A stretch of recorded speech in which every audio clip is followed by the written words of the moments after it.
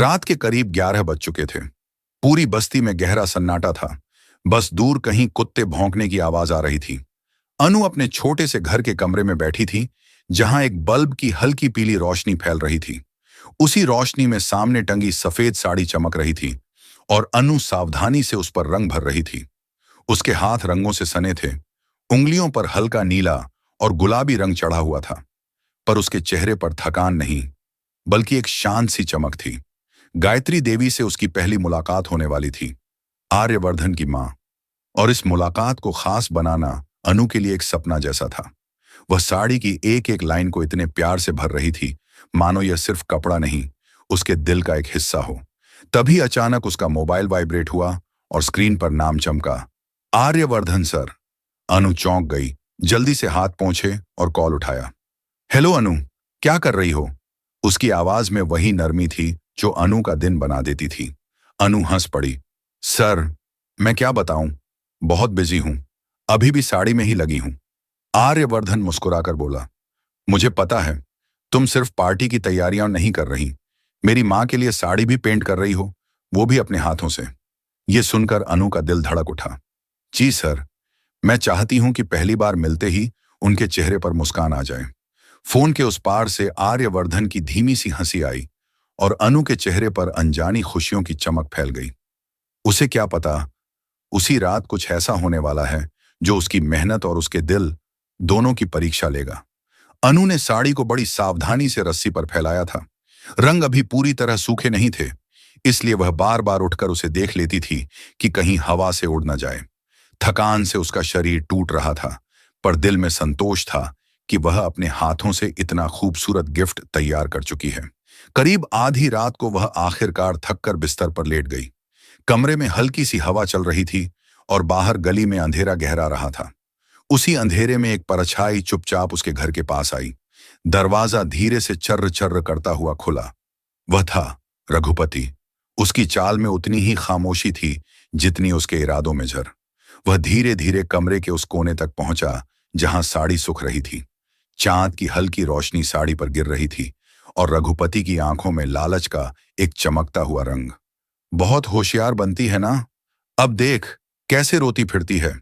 वह बुदबुदाया और साड़ी को झट से मोड़कर बगल में दबा लिया। वह बाहर निकल गया और पूरा घर एक बार फिर शांत हो गया, लेकिन अब उस सन्नाटे के भीतर तूफान छिपा था।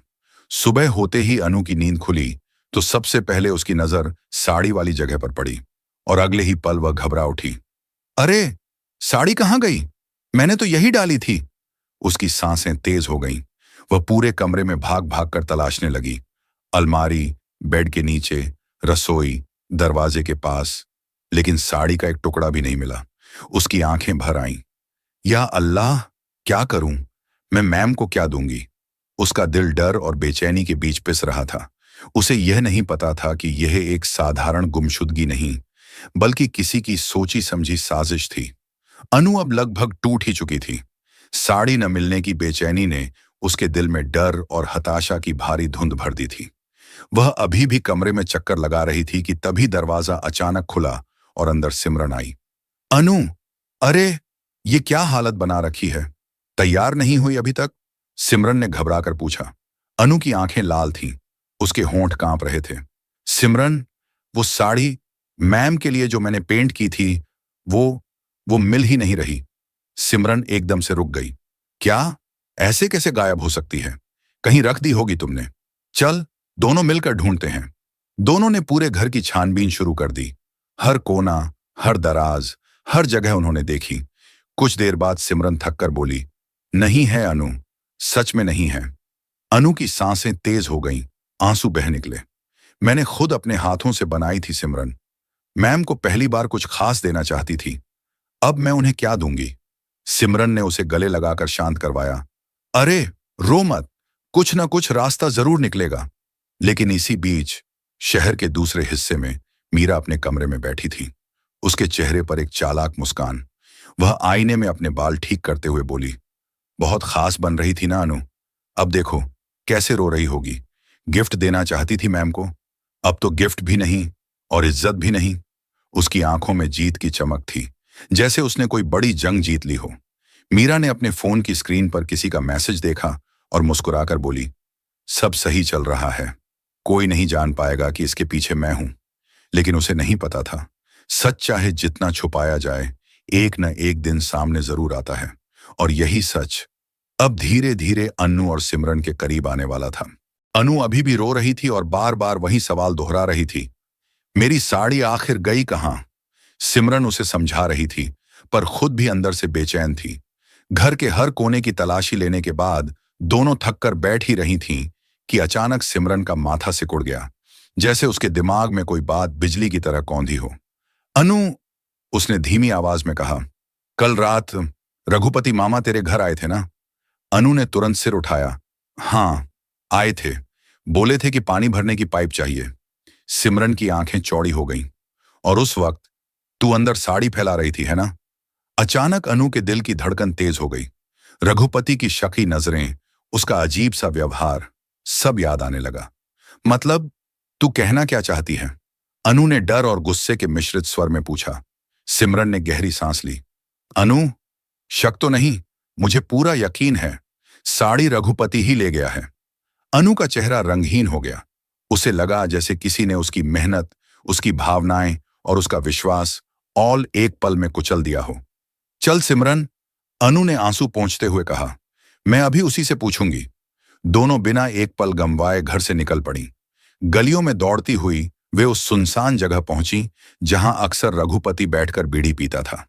वहीं एक पुराने टूटे ट्रंक के पास रघुपति झुका हुआ कुछ खोज रहा था, और उसी ट्रंक में किसी कपड़े के कोने की झलक दिख रही थी। अनु और सिमरन धीरे धीरे आगे बढ़ी, और जैसे ही रघुपति ने वो कपड़ा बाहर निकाला, वह साड़ी ही निकली। वही साड़ी जिसे अनु ने अपने दिल से बनाया था। अनु की आंखों में आग भर उठी।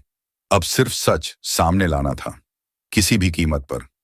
रघुपति साड़ी को हाथ में पकड़े अपने में ही मस्त था।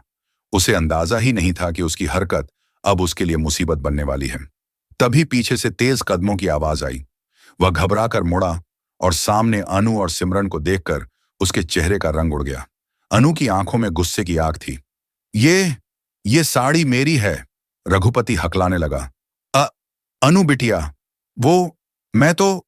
लेकिन अनु ने उसकी बात बीच में ही काट दी। झूठ मत बोलो, बोलो, ये साड़ी मेरे घर से क्यों उठाई? रघुपति डर के मारे कांपने लगा। सिमरन आगे बढ़ी और सख्त आवाज में बोली, हमने पूरे घर की तलाशी ली है, साड़ी कहीं नहीं थी, और तुम कल रात हमारे घर आए थे। अब सच सच बताओ। रघुपति के हाथ कांपने लगे। अनु की आंखों में घोर निराशा और गुस्सा दोनों थे। मेरी मेहनत थी ये साड़ी, मेरे दिल का हिस्सा, तुमने क्यों चोरी की? अचानक रघुपति घुटनों के बल बैठ गया। मैं मजबूर था बिटिया, मैंने ये सब जानबूझकर नहीं किया। अनु चिल्लाई। तो फिर किसने कहा था? बोलो। रघुपति ने डर के मारे आंखें बंद कर लीं और वही नाम बोला, वो नाम जिसे सुनकर अनु जैसे पत्थर की हो गई। मीरा मैडम ने। सन्नाटा फैल गया। अनु की सांसें रुक गईं।